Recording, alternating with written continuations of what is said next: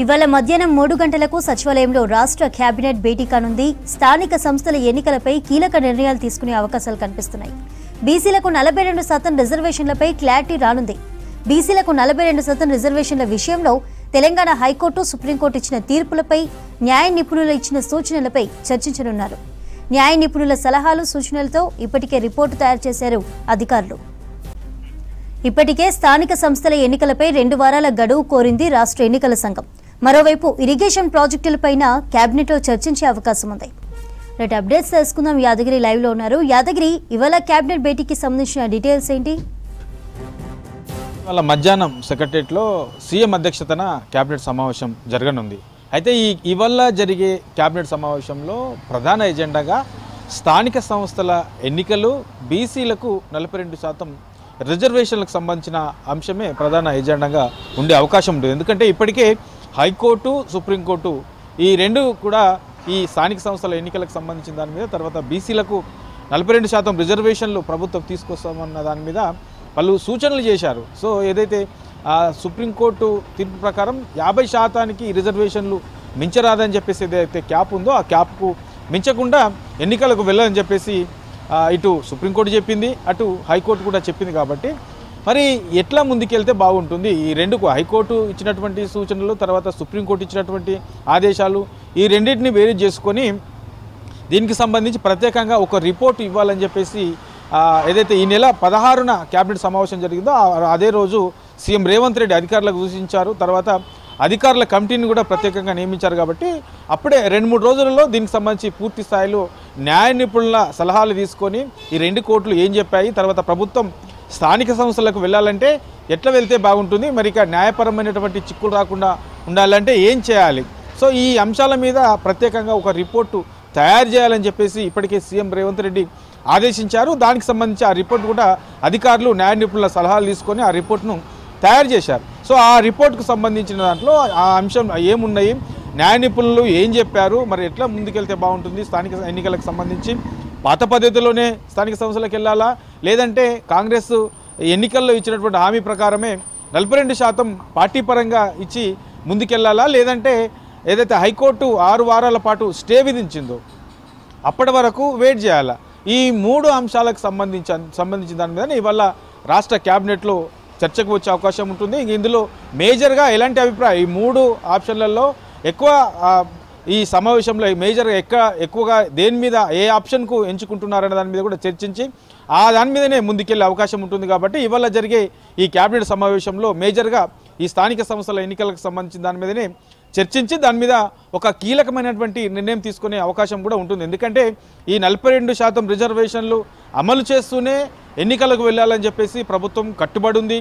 దానికోసం చేయాల్సినటువంటి ప్రయత్నాలన్నీ చేసింది. తర్వాత ప్రస్తుతం ఏదైతే రాష్ట్రపతి దగ్గర ఉన్న బీసీ బిల్లులకు సంబంధించి రాష్ట్రపతి దగ్గర బిల్లులు పెండింగ్లో ఉన్నందున దానికి కాకుండా ప్రత్యామ్నాయంగా మరో ఆప్షన్ కూడా ఏం చేస్తే బాగుంటుంది అనే దాని మీద కూడా ప్రభుత్వం ఆలోచిస్తుంది. తర్వాత ఇద్దరు పిల్లలకు సంబంధించి స్థానిక సంస్థల ఎన్నికలలో 2 పిల్లల నిబంధన ఉన్నది. 2 పిల్లల కంటే ఎక్కువగా ఉంటే పోటీ చేయడానికి అవకాశం లేకుండా ఇన్నాళ్ళు. సో దీనికి సంబంధించి కూడా 2 పిల్లల నిబంధన కూడా ప్రభుత్వం ఎత్తేసింది. కాబట్టి దానికి సంబంధించి ప్రత్యేకంగా ఈ ఆర్డినెన్స్ కూడా తీసుకొచ్చే అవకాశం ఉంది. కాబట్టి దీనికి సంబంధించిన అంశం కూడా ఇవాళ దాని మీద కూడా చర్చించి ఆ ఆర్డినెన్స్ తయారు చేసి ఆర్డినెన్స్ను మళ్ళీ గవర్నర్కు పంపించే అవకాశం ఉంటుంది. కాబట్టి 2 పిల్లల నిబంధనకు సంబంధించిన దాని మీద కూడా చర్చించి ఆర్డినెన్స్ అంశంలో ఎప్పుడు గవర్నర్కు పంపించాలి, ఎప్పుడు పంపించే అవకాశం ఉంటుంది అనే దాని మీద కూడా ఇవాళ జరిగే కేబినెట్ సమావేశంలో చర్చకు వచ్చే అవకాశం అయితే ఉంటుంది.